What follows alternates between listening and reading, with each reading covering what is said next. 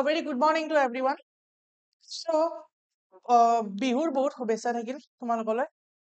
বহাগ বিহুৰ শুভেচ্ছা থাকিল ইকুইবাৰ টিমৰ পৰা।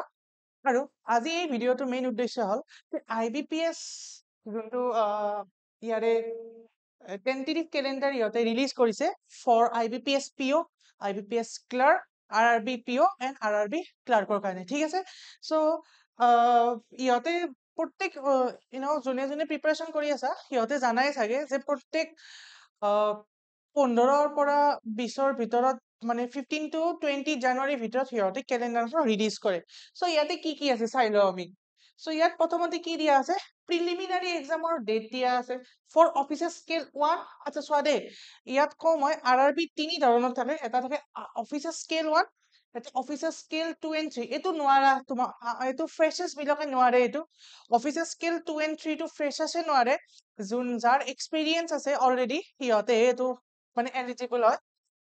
আৰু তাৰে পিছত অফিচ এছিষ্টেণ্টত দিয়া আছে। চ' প্ৰিলিমিনাৰী এক্সাম তোমাৰ কিমানত হ'ব, এইটো জুলাইত হ'ব, হয়নে? জুলাই আৰু জুলাইৰ পৰা আগষ্টলৈকে চলিব। আৰু এইটো অফিচাৰ স্কেল 1, অফিচাৰ স্কেল 1 মানে PO, RRB POৰ কথা কৈছে ইয়াতে, RRBৰ কথা কৈছে। আৰু মেইন এক্সামটো ক'ত হ'ব তোমাৰ ছেপ্টেম্বৰ 13 তাৰিখে, ঠিক আছে হ'ব। আৰু ইয়াৰে পিছত কি কি দিয়া আছে, IBPS POৰো ইয়াৰে দিয়া আছে। ইয়াৰেও 3টা আছে চাবা দেই। এইটো হ'ল PO, IBPS PO, এইটো হ'ল IBPS SO মানে স্পেচিয়েলিষ্ট অফিচাৰ্ছ। আৰু এইটো কি, এইটো একো নহয়, এইটো একচুৱেলি কি IBPS ক্লাৰ্ক হয়। যোৱা বছৰ ইয়াৰ নামটো চেঞ্জ কৰি পেলাই কাষ্টমাৰ চাৰ্ভিচ এছ'চিয়েট বুলি দিছে ইয়াতে।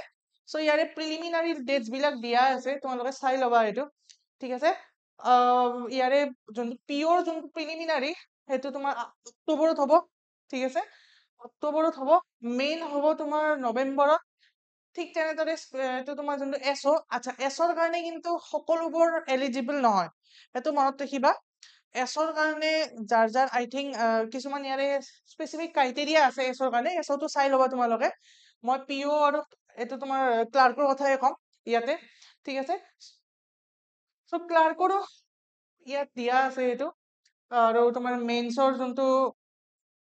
ৰিজাল্টটো ইয়াত, মেইনছৰ যোনটো এক্সাম সেইটো ইয়াত ফেব্ৰুৱাৰী মাহৰ 1 তাৰিখে হ'ব, মানে নেক্সট ইয়াৰৰ, ঠিক আছে। চ' এতিয়া তোমালোকে এটা ষ্ট্ৰেটেজি বনাব পৰা হৈছে, কাৰণ যিহেতু কেলেণ্ডাৰখন ৰিলিজ কৰিছে আৰু টেন্টেটিভ এক্সাম ডেট বিলাকো ইয়াত দি দিছে। যিহেতু এপ্ৰক্সিমেটলি 6 মান্থ আছে, ত' 6 মান্থৰ প্লেনিংবোৰ কৰি ল'বা যে কোনটো ছাবজেক্টত কিমান সময় দিব লাগিব। GK, মই GKৰ কথা কওঁ, GKত বেছি মোৰ মতেদি সিমান এটা ফ'কাছ নকৰিবা, কাৰণ GKত আজিকালি কোনো প্ৰেডিক্ট কৰিব নোৱাৰে কি আহে, ঠিক আছে। চ' পঢ়া GK, কিন্তু বাকী 3টা ষ্ট্ৰং কৰিবা, মেথছ, ৰিজনিং আৰু ইংলিছ। এই 3টা যদি ষ্ট্ৰং কৰা, আৰু GKটো ঠিক আছে, যদি তোমালোকে 10 to 15 মাৰ্কছৰ যদি আনিব পাৰা, তেতিয়াহ'লে মেইনছ ক্লিয়াৰ কৰি দিব পাৰিবা। কিন্তু মই এইটো ক্লাৰ্কৰ ক্ষেত্ৰত কৈছো, POৰ ক্ষেত্ৰত অকমান বেলেগ। POৰ ক্ষেত্ৰত মই কি কওঁ যে POৰ ক্ষেত্ৰত মেইনছৰ যোনটো কাট অফ মাৰ্ক আছে, তাতকে তুমি 10 to 15 মাৰ্কছ বেছি পাব লাগিব। কাৰণ যোনটো POৰ যোনটো ইণ্টাৰভিউ হয়, সেই ইণ্টাৰভিউটো অলপ টানো হয়, বা যদি তোমাৰ বাই চান্স ইণ্টাৰভিউটো অকমান বেয়াও হ'ল, তেতিয়া মেইনছৰ মাৰ্কে বহুত ইয়াত হেল্প কৰে। আৰু চোৱা দেই, মই POৰ কথা কৈছো, POত অলৱেজ এটা মানে এটা কথা মনত ৰাখা যে ইয়াত 80:20 হয়, মানে 80 হ'ল মেইনছৰ মাৰ্ক আনে, 20 মাৰ্কছ ক'ৰ পৰা আনে, তোমাৰ ইণ্টাৰভিউৰ পৰা আনে। চ' তোমালোকে মেইনছটো ভাল কৰিব লাগিব। আৰু কাট অফতকে এটলিষ্ট মই জেনেৰেল কেটেগৰীৰ কথাই ক'ম ইয়াতে। জেনেৰেল কেটেগৰী ইয়াতে আপ টু 50 মাৰ্কছ যদি তোমালোকে বেছি পোৱা, তে তোমালোকে নিশ্চিত থাকা যে তোমালোকে এইটো ক্ৰেক কৰিবাই, ঠিক আছে। চ' আমি ইয়াতে ইউটিউবত ফ্ৰী ক্লাছেছৰ ব্যৱস্থা কৰিমেই। আৰু লগতে যদি তোমালোকে আমাৰ ক্লাছবোৰ ভাল পোৱা, ত' আমি ইয়াতে কি কৰিম যে এটা বেটচ লঞ্চ কৰিম, ঠিক আছে। চ' মই অভিষেক গোস্বামী, মই 2022ত RRB POৰ ইণ্টাৰভিউ পৰ্যন্ত মই দিছো ইয়াতে। আৰু ৰিচেণ্টলি মই বেংক এটাত চিলেকশ্যন পাইছো মই একচুৱেলি এইটোত, কিন্তু কিছু মোৰ জইন কৰা নহ'ল বাৰু।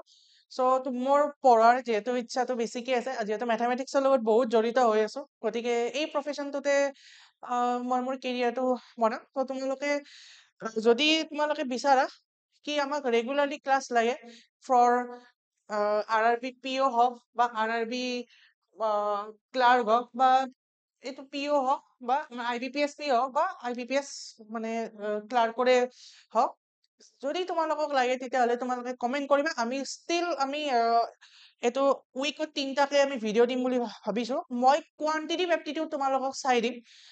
ঠিক তেনেদৰে ৰিজনিঙৰ ফেকাল্টি বেছি মানে এজন আছে, আৰু GK হওক বা ইংলিছৰ হওক, এই দুটা ছাবজেক্টৰ ফেকাল্টি মেম্বাৰ ইয়াত আছে। চ' সিহঁতে নিজৰ শ্বেডিউল হিচাপে সিহঁতে কৰি ল'ব। ঠিক আছে, চ' প্ৰথমতে আমি প্ৰিলিমছত ফ'কাছ কৰিম। প্ৰিলিমছত কি কৰিবা ইয়াতে, প্ৰিলিমছত তোমালোকে স্পীডটো মেইনটেইন কৰিবা, আৰু স্পীডৰ কাৰণে তোমালোকে যিমান পাৰা সিমান প্ৰেক্টিচ কৰিবা। ঠিক আছে, আৰু এটা ষ্ট্ৰেটেজি বনাই ল'বা যে প্ৰথম কোনটো কুৱেশ্যন মই ইয়াত মানে ষ্টাৰ্ট কৰিম।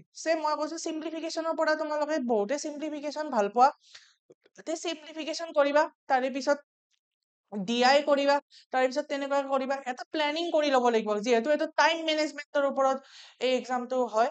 টাইমাৰ এটা থাকে জানা, মই ইয়াৰে আগৰ ভিডিঅ'টো তোমালোকক ডিটেইল এনালাইচিছ মই দিছোৱে। ঠিক আছে, চ' এই আজি ভিডিঅ'টো মেইন উদ্দেশ্য হ'ল কি, তোমালোকক মই ইয়াৰে যোনটো IBPS টেন্টেটিভ কেলেণ্ডাৰখন ৰিলিজ কৰিছে বুলি তোমালোকক মই জনাইছো এইটো ভিডিঅ'টোত থৈ দি, আৰু আশা কৰো কি তোমালোকে আজিৰে পৰা লাগি যোৱা। 6 মান্থ আছে। মেইনছৰ কাৰণেও ভালকে প্ৰিপাৰেশ্যন কৰিবা, কিন্তু তাৰে আগে আগে তোমালোকে যোনবিলাক বিগিনাৰ্ছ আছা, প্ৰিলিমছৰ কাৰণে অলপ ভালকে চাবা। ঠিক আছে, কাৰণ প্ৰিলিম ক্লিয়াৰ কৰিলেহে মেইনছ দিব পাৰিবা। ঠিক আছে, চ' আই থিংক ইয়াৰে যোনবিলাক ফৰ্ম ফিল আপটো জুন জুলাইৰ ভিতৰত আহি যায়।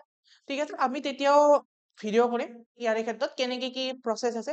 ঠিক আছে, তোমালোকে এই যোনটো এই PDF টো তোমালোকে পাই যাবা টেলিগ্ৰাম গ্ৰুপত। ত' টেলিগ্ৰাম গ্ৰুপত আমাৰ সৈতে জইন হ'ব, ইকুইপাৰ টেলিগ্ৰাম গ্ৰুপত।